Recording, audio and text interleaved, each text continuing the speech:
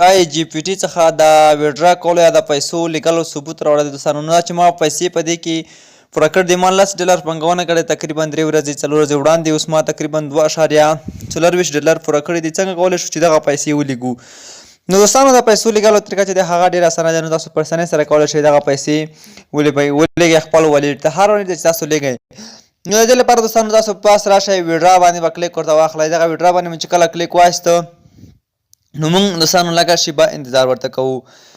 کله مو چې دوستانو دغلته ویډرا باندې کلیک وایسو راځو، لومړی دلته موږ ته وایي چې تاسو دلته خپل د ویډرا اماونټ انتخاب کړئ. راځو نو موږ دلته دوستانو پاس راځو، والېټ ادرس لومړی ورکوو او وروسته بیا د ویډرا اماونټ ورکوو. دوستانو دلته به تاسو راشئ، دلته انټر پلیز انټر دلته تاسو راشئ USDT TRC شل ادرس به راواخلئ. دغه به تاسو کوم ځای څخه راخلئ. تاسو کولی شئ باینانس څخه هم راواخلئ، ټرسټ والېټ څخه هم راواخلئ، له نورو والېټونو څخه هم کولی شئ تاسو دغه راواخلئ.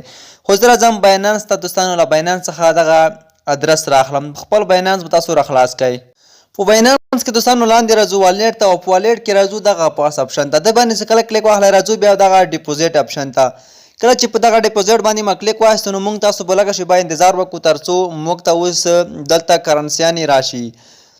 نو راځو دوستانو، اوس دلته موږ ته کرنسیانې راځي. دلته موږ تاسو USDT یا سرچ کوو او یا دلته هم راخلو USDT. دغه باندې دوستانو موږ تاسو کلیک ورته اخلو.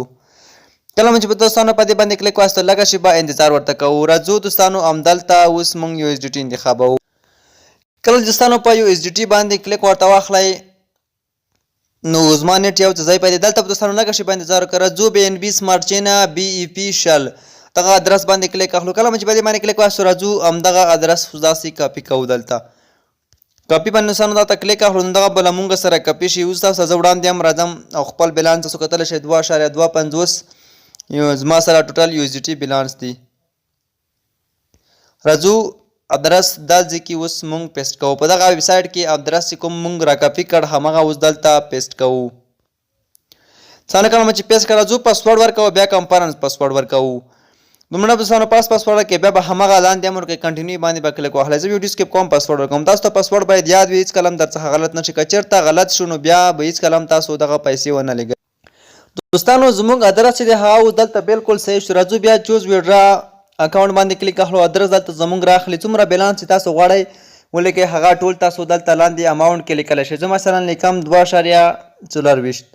کله مو چې تاسو دا ولیکل لاندې را به شئ په ویډرا باندې به کلیک ورته واخلئ. نو زه دوستانو راځم ویډرا باندې کلیک ورته اخلم. البته دلته به دوستانو لومړی پاسورډ ورکئ.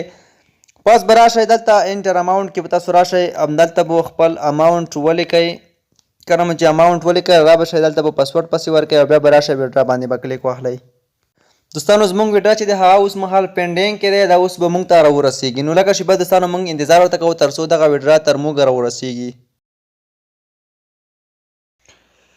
ښه دوستانو تاسو به اوس وګورئ چې دغه پیسې به موږ ته رسېدل. تاسو کتلی شئ $3.20 شوله موږ سره 1.24 USDT دغه چې کوم دي دغه دوستانو موږ ولیږل.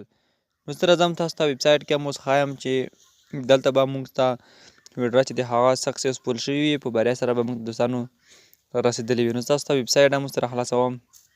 تاسو دوستانو بالکل ویبسایټ کې هم کتلی شئ. تاسو ویبسایټ هم کتلی شئ دوستانو چې موږ سره دغه 2.24 USDT چې دی هغه رسېدلی